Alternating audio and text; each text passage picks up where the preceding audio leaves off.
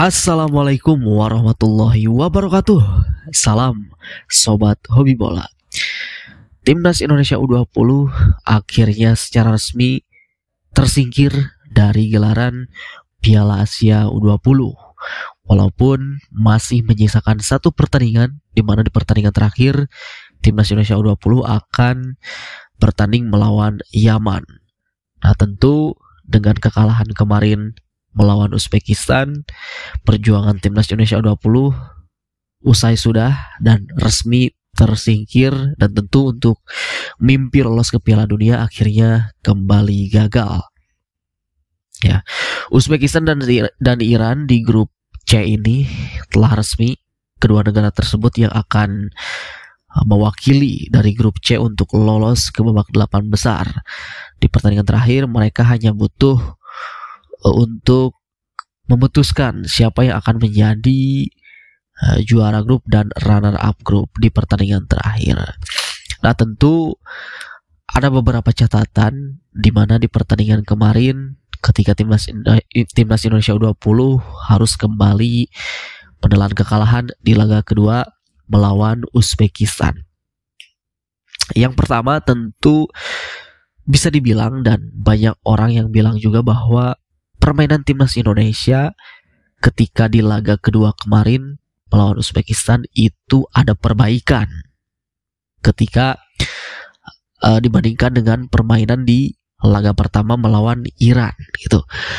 Dibilang bagus belum nyampe ya, tetapi ada perbaikan dan agak lebih bagus dibandingkan dengan pertandingan pertama itu, saya setuju ya, karena memang ada beberapa juga para pemain yang dirotasi oleh Coach Indra Sapri, dan juga secara formasi pun ada sedikit perubahan ya, dimana di pertandingan pertama melawan Iran itu pelatih dari Indra Sapri ini menggunakan formasi 4-4-2, dan di pertandingan melawan Uzbekistan kemarin menggunakan formasi 3-5-2 ya kalau tidak salah, seperti itu. Dan juga tentunya Indonesia lebih berhati-hati dalam bertahan ketika di laga kedua melawan Uzbekistan. Khususnya di babak pertama Indonesia benar-benar tampil cukup solid, dan bahkan ketika Indonesia berhasil menyamakan kedudukan, jujur saya pribadi tentu ada sedikit harapan untuk Timnas Indonesia bisa melangkah jauh gitu di Piala Asia U20 kali ini. Tetapi sayang sekali, walaupun permainan agak lebih membaik dibandingkan ketika melawan Iran, tetapi di babak kedua para pemain Timnas Indonesia tidak bisa mempertahankan konsistensinya mereka ketika di babak pertama, dan akhirnya harus kembali kebobolan dan menelan kekalahan gitu. Lalu yang kedua yaitu adalah kelemahan dari Timnas Indonesia ini benar-benar tidak diperbaiki secara tuntas. Berkaca ketika saat melawan Iran di laga perdana, tentu banyak sekali kelemahan dari para pemain Timnas Indonesia, di mana para pemain Timnas Indonesia ini terlalu memberikan ruang di sisi flank atau sayap, sehingga para pemain Iran ini mudah untuk memberikan umpan-umpan crossing, lalu juga antisipasi bola udara, duel-duel di udara pun selalu kalah, dan juga tentunya dari situasi set piece. Nah, tentu ketika melawan Uzbekistan ternyata kelemahan-kelemahan itu benar-benar tidak dibenahi secara maksimal oleh pelatih dari Indra Sapri. Pelatih dari Indra Sapri ini benar-benar tidak belajar dari pengalaman melawan Iran. Tentu kelemahan Indonesia itu yaitu tadi terlalu membiarkan mudah para pemain lawan untuk melakukan umpan-umpan crossing, dan ketika duel udara pun selalu kalah gitu. Dan ketika di pertandingan melawan Uzbekistan, lagi-lagi Indonesia dari 3 gol kebobolan itu 2 diantaranya adalah proses dari umpan-umpan crossing dan duel udara. Pertama dari situasi open play, gol pertama umpan crossing, dan gol ketiga itu dari situasi sepak pojok. Nah, tentu yaitu tadi kelemahan ini benar-benar tidak dibenahi oleh Indra Safri, dan sebetulnya bukan hanya semata-mata karena kalah postur sih. Kalau dibilang kalah postur, sebetulnya tidak kalah jauh gitu ya, nggak begitu jauh tinggi postur antara pemain Indonesia dan Uzbekistan, bahkan bisa dibilang hampir sama. Tetapi yang bikin kita gemes dan kesal itu adalah ketika gol pertama dan gol kedua, para pemain bertahan kita itu benar-benar tidak mengganggu para pemain lawan dari Uzbekistan, sehingga mereka benar-benar sangat leluasa dan sangat mudah berhasil unggul duel dan menceploskan bola ke dalam gawang timnas Indonesia itu. Jadi benar-benar para pemain, terutama di lini belakang timnas Indonesia ini, benar-benar tidak melakukan duel di udara gitu. Itu yang bikin kita gemes dan juga kesel dan kecewa juga gitu. Jadi bukan semata-mata karena kalah postur, tetapi ya para pemain belakang timnas kita juga benar-benar tidak mengganggu pergerakan dari para pemain Uzbekistan. Ya contoh saja kita lihat pemain senior kita yang berkarir di Belanda, Calvin Verdong, ya tingginya pun tidak seberapa, tetapi dia ketika melakukan duel udara dia bisa kok ketika berduel dengan pemain yang lebih tinggi dari dia gitu. Nah itu, jadi benar-benar daya juangnya itu ya tidak ada ketika pada saat duel udara ketika melawan Iran maupun Uzbekistan gitu. Lalu yang ketiga adalah ada beberapa pemain juga yang patut diapresiasi ya, terutama yaitu Marcelinus Amaola ya, yang bermain di sayap kanan. Dia memang ketika di laga perdana juga seringkali melakukan tusukan-tusukan juga, bahkan ketika melawan Iran dia juga memberikan satu peluang walaupun itu tidak berhasil menjadi gol, dan di laga kedua dia diturunkan sebagai starter dan itu cukup membantu dari lini serang Indonesia. Dan bahkan ketika gol penyama kedudukan dari Jens Rappen pun itu juga hasil kerjasama dari antara Marcelinus Amaola ini. Nah tentu pemain-pemain seperti ini juga kalau misalkan tidak berada di tangan pelatih yang tepat juga ya kurang maksimal seperti itu. Dan nama-nama lain juga ada seperti Evandra Ploarsa juga.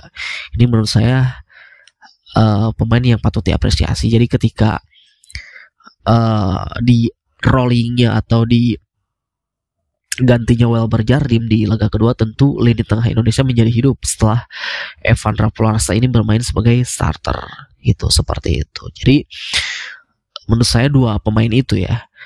Nah tetapi sebaliknya, mohon maaf untuk kapten tim dari timnas Indonesia U20 Donitri, justru di Piala Asia U20 kali ini benar-benar penampilannya sangat menurun ya. Berbeda ketika dia bermain di Piala AFF di bulan Desember lalu, dia benar-benar tampil sangat dewasa, benar-benar tampil sangat berbeda dari para pemain lainnya. Bahkan ketika dibandingkan dengan para pemain senior lain seperti Asnawi, Arhan, dan lain-lain sebagainya, tentu banyak yang mengatakan bahwa Donitri ini layak untuk dipanggil timnas senior. Saya juga setuju ketika saat itu, tetapi sayang sekali di Piala Asia U20 kali ini justru penampilan Donitri ini benar-benar sangat ya merosot ya. Bahkan kemarin di laga melawan Uzbekistan seringkali juga dia melakukan beberapa kali error seperti itu.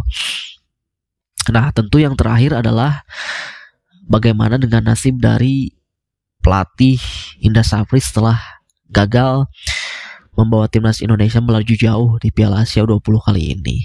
Nah tentu tagar Indra Safri out ini sudah ramai dikumandangkan bahkan di beberapa media sosial, terutama di media sosial X ya, banyak sekali hashtag Indra Safri out. Nah memang jauh-jauh hari itu Ketua Umum PSSI Erick Thohir menginginkan hampir di setiap kelompok umur bahkan senior pengen Indonesia ini semuanya lolos ke Piala Dunia. Tetapi Erick Thohir katanya tidak ingin terlalu memberatkan timnas Indonesia U20 ini. Setidaknya target dari Erick Thohir ini timnas Indonesia U20 ini lolos ke babak 8 besar, lolos dari grup gitu. Tetapi Indra Safri sendiri justru men-challenge bahwa dia sendiri sebagai pelatih timnas Indonesia ingin membawa timnas Indonesia lolos ke babak semifinal sekaligus lolos ke Piala Dunia U20. Nah, tetapi tentu dua target itu pun ya dua-duanya gagal dipenuhi. Nah, lalu bagaimana dengan nasib Indra Syafri ke depannya gitu mengenai